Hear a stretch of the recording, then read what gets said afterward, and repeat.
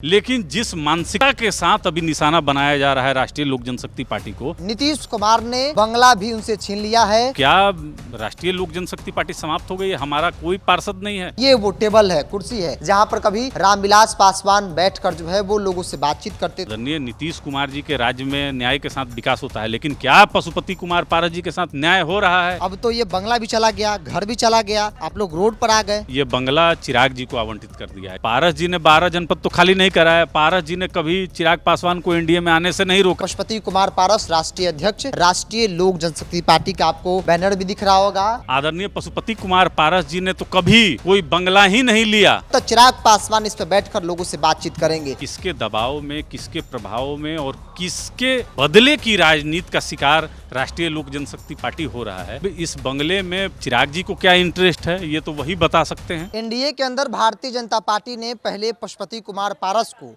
5 से 0 पर लाकर खड़ा कर दिया और अब नीतीश कुमार ने बंगला भी उनसे छीन लिया है। पार्टी दफ्तर जो पशुपति कुमार पारस की पार्टी का था, अब वो चिराग पासवान के नाम पर अलॉट कर दिया गया है। मतलब लोक जनशक्ति पार्टी रामविलास का अब ये दफ्तर होगा, चूंकि पार्टी दफ्तर कैंपस में मौजूद है। मेरे साथ प्रदेश के मुख्य प्रवक्ता चंदन सिंह है। अब तो ये बंगला भी चला गया, घर भी चला गया, आप लोग रोड पर आ गए। देखिए, हम तो अपने आप को होम कर दिए माननीय प्रधानमंत्री जी को तीसरी बार देश के प्रधानमंत्री बनाने के लिए। सर्वस्व अपना जो कहा जाता है कि पारस जी ने न्यौछावर कर दिया। अब बिहार सरकार का जो भवन निर्माण विभाग है, उसके द्वारा जो प्रेस मीडिया में जो खबरें आ रही हैं कि अब ये बंगला चिराग जी को आवंटित कर दिया है, जबकि चिराग जी ने 4 तारीख को, इसी महीने की 4 तारीख को आवेदन दिया और 8 तारीख को उनको बंगला अलॉट कर दिया गया। जबकि हम 14/6/2024 को ही भवन निर्माण विभाग को लेटर दे दिए और पूर्व में जितने भी पत्र दिए उन सब का हमने उसमें रेफरेंस दिया कि कब कब हमने आपको पत्र लिखा कि 2020 के बाद जब विवाद हुआ पार्टी पर और चुनाव आयोग के पास यह मैटर चला गया, चुनाव चिन्ह और नाम दोनों सीज किया गया और वहाँ से 2 पार्टी रीजनल पार्टी बनकर निकली, राष्ट्रीय लोक जनशक्ति पार्टी और चिराग जी की पार्टी। और हमारा यहाँ पर शुरू से इस बंगले पर हम रहे, तो हमने तो कई बार भवन निर्माण विभाग को दिया कि हम रीजनल पार्टी हैं, हमको ये बंगला आवंटित किया जाए और जो आपका किराया है और जो भी पैरामीटर है उसको हम फुलफिल करने के लिए तैयार हैं। लेकिन भवन निर्माण विभाग इस तरीके से उदासीन रहा, किसके दबाव में, किसके प्रभाव में और किसके बदले की राजनीति का शिकार राष्ट्रीय लोक जनशक्ति पार्टी हो रहा है, यह बिहार और देश की जनता जान रही है। हमको कहने की ज़रूरत नहीं है। देखिए, 12 नंबर बंगला जो है, 12 जनपद, उसको खाली पशुपति कुमार पारस जी ने नहीं कराया था। सामान हमने बाहर नहीं फेंका। आदरणीय पशुपति कुमार पारस जी ने तो कभी कोई बंगला ही नहीं लिया दिल्ली में। बंगला तो उनको मिल भी रहा था, मिल भी रहा था, लेकिन वो बंगला नहीं लिए और अपने भतीजे के ही घर में 2 कमरे में वो रहे।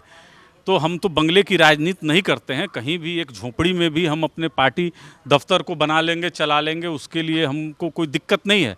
लेकिन जिस मानसिकता के साथ अभी निशाना बनाया जा रहा है राष्ट्रीय लोक जनशक्ति पार्टी को, जबकि हमारा त्याग, अभी बिहार में कोई भी दल ऐसा नहीं है कि 5 सांसद को घर बैठा दे माननीय प्रधानमंत्री जी के लिए। तो देखिए, गठबंधन में भारतीय जनता पार्टी बड़े भाई की भूमिका में है और माननीय प्रधानमंत्री जी हों, आदरणीय अमित शाह जी हों, आदरणीय जेपी नड्डा जी हों, सबसे बात हुई थी। आदरणीय नीतीश कुमार जी के राज्य में न्याय के साथ विकास होता है, लेकिन क्या पशुपति कुमार पारस जी के साथ न्याय हो रहा है? आज अगर ये मीडिया और ये सब में जो खबरें चल रही हैं, तो क्या राष्ट्रीय लोक जनशक्ति पार्टी समाप्त हो गई है? हमारा कोई पार्षद नहीं है, लोकसभा का सदस्य नहीं है। अगर हम लड़े रहते तो क्या चिराग जी 5 सांसद जीत गए रहते? एक सवाल ये भी है, चूंकि चिराग पासवान पहले 5 सीट दी गई, आप लोगों को घर बैठा दिया गया, फिर चिराग मंत्री बने, मंत्री बनने के बाद एनडीए के अंदर उनका कद काफ़ी ज़्यादा बढ़ गया है और ये दिख रहा है कि नीतीश कुमार से उनकी मुलाकात लगातार हो रही थी। 2 दिन पहले भी हुई और ये बंगला का नोटिस आ गया कि भाई आप लोग खाली कर दीजिए। खाली कर रहे हैं आप लोग?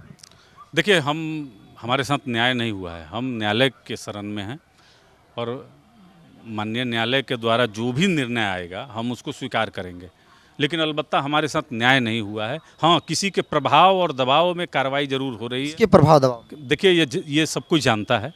कोई अगर चिन्हित करे, चूँकि 84 से मैं बताया ना आपको कि इस बंगले में आदरणीय पशुपति कुमार पारस जी हैं, शायद उससे भी पहले में होंगे। अब इस बंगले में चिराग जी को क्या इंटरेस्ट है ये तो वही बता सकते हैं। चिराग पासवान जो मुलाकात करने लगता है कि नीतीश कुमार उनके दबाव में संबंध में ही वो मुलाकात उनकी लगातार होती रही है। बंगला खाली करा हाँ, बदला बंगला बदला लेना चाहते हैं। आदरणीय पशुपति कुमार पारस जी ने तो कभी बदला नहीं लिया। पारस जी ने 12 जनपद तो खाली नहीं कराया। पारस जी ने कभी चिराग पासवान को एनडीए में आने से नहीं रोका, उसमें मंत्री थे। तो देखिए, बदले की राजनीति हम नहीं करते हैं। और जनता बिहार की जो है, चूंकि इसमें दलित सेना का भी ऑफिस चलता है और दलितों की एक सबसे बड़ी आवाज़ पशुपति कुमार पारस जी हैं और बहुत सज्जन व्यक्ति हैं, तो देश भर की जनता अब देखेगी कि क्या क्या हो रहा है एक दलित के साथ।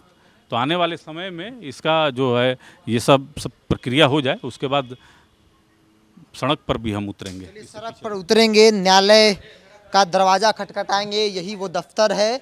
और देखिए, पशुपति कुमार पारस राष्ट्रीय अध्यक्ष राष्ट्रीय लोक जनशक्ति पार्टी का आपको बैनर भी दिख रहा होगा और वो उनका दफ्तर है, अंदर बेडरूम भी है और ये वो टेबल है, कुर्सी है जहां पर कभी रामविलास पासवान बैठकर जो है वो लोगों से बातचीत करते थे। जो तमाम जो पार्टी और कार्यकर्ता आते थे उनसे उनकी मुलाकात होती थी। लेकिन जब ये कमान, पार्टी की कमान जो है, जब पार्टी टूटी, परिवार टूटा, तब दो गुट हुआ। एक गुट राष्ट्रीय लोजपा, दूसरा लोजपा रामविलास। लोजपा रामविलास चिराग पासवान के पास है, राष्ट्रीय लोजपा पशुपति कुमार पारस के पास है और वही पुराने दफ्तर में पशुपति कुमार पारस राष्ट्रीय लोजपा का कार्य जाते थे और यहाँ पर बैठकर लोगों से मुलाकात करते थे। लेकिन अब ये चेयर, ये कुर्सी और ये टेबल, चूँकि पहले रामविलास पासवान, उसके बाद उनके भाई पशुपति कुमार पारस और अब संभवतः चिराग पासवान इस पर बैठकर लोगों से बातचीत करेंगे। और ये तस्वीर आपको पार्टी दफ्तर की दिखा रहे हैं, पूरी तरीके से सन्नाटा है।